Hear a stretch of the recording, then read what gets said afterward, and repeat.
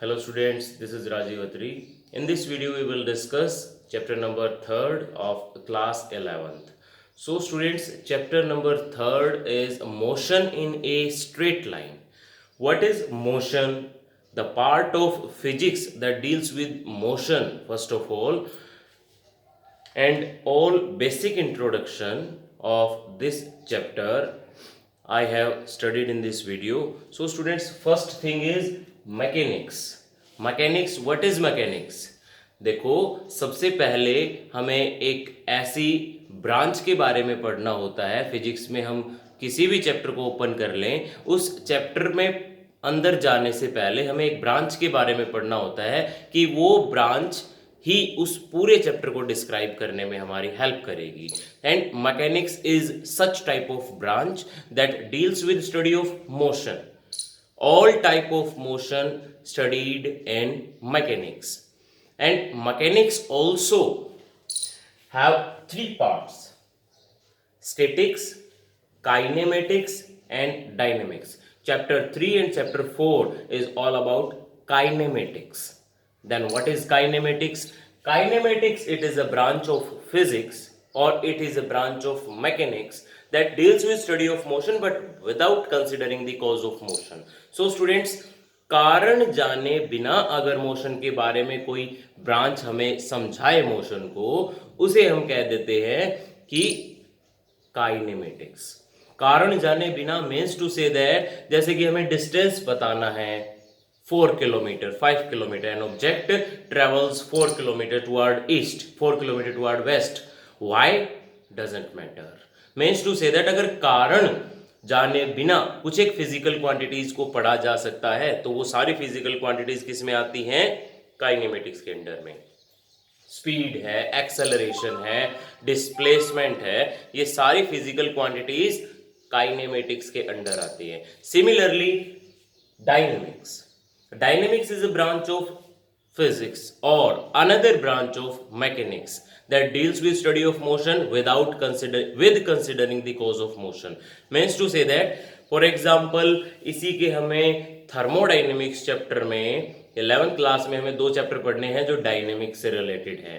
Means to say that thermodynamics and hydrodynamics. Similarly 12th class में भी हमें chapter पढ़ना है इलेक्ट्रोडाइनमिक्स. ये चैप्टर्स ऐसे हैं जिनमें हमें कारण जानना जरूरी है.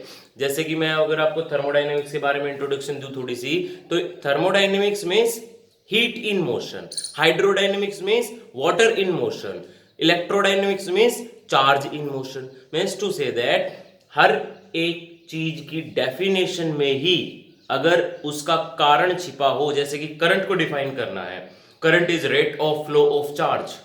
मींस करंट बनने में, करंट डिफाइन करने में अगर हमने करंट का कारण बता दिया, means to say that current dynamics की ब्रांच रही होगी. ऐसे ही thermodynamics heat in motion. Heat क्यों मोशन में आती है? क्योंकि हाई टेम्परेचर होता है एक जगह, लो टेम्परेचर होता है और मोशन में आ जाती है. कारण बताना पड़ा, डिफाइन करने में कारण बताना पड़े, तो वो क्या है? डायनेमिक्स.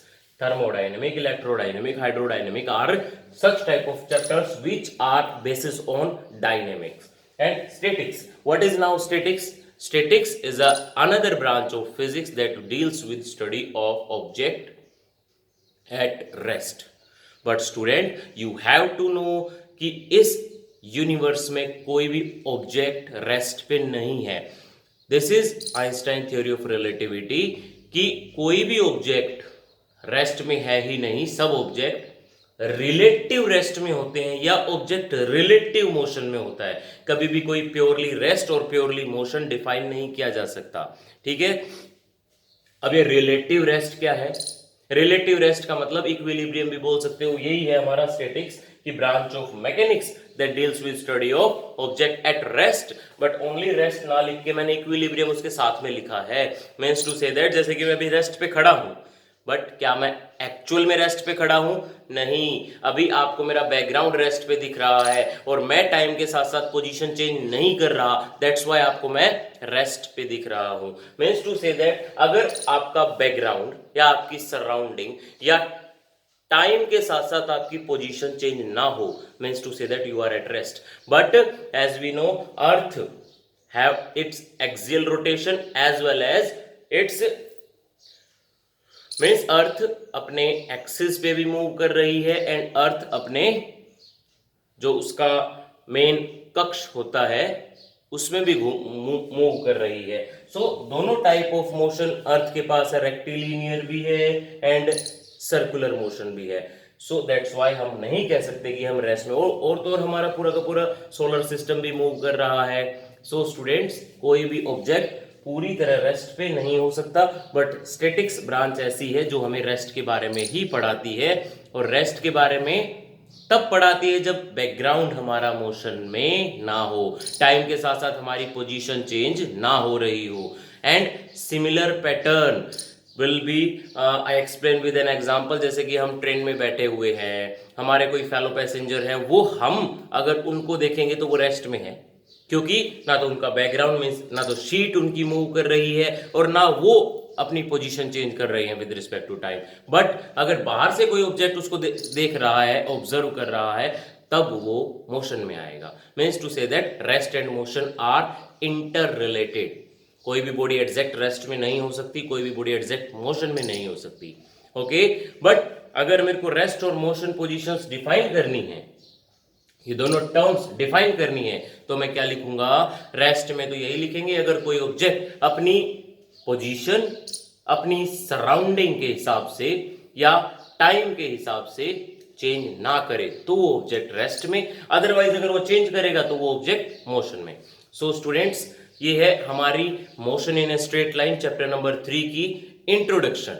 अगर वीडियो आपको समझ में आई है तो प्लीज इसको शेयर करें, क्योंकि स्टार्टिंग है चैप्टर की, और भी जितने भी स्टूडेंट्स अगर जुड़ेंगे अच्छा है। और अभी तक आपको कोई डाउट आया है इन content of this video, so students please put it on your comment section.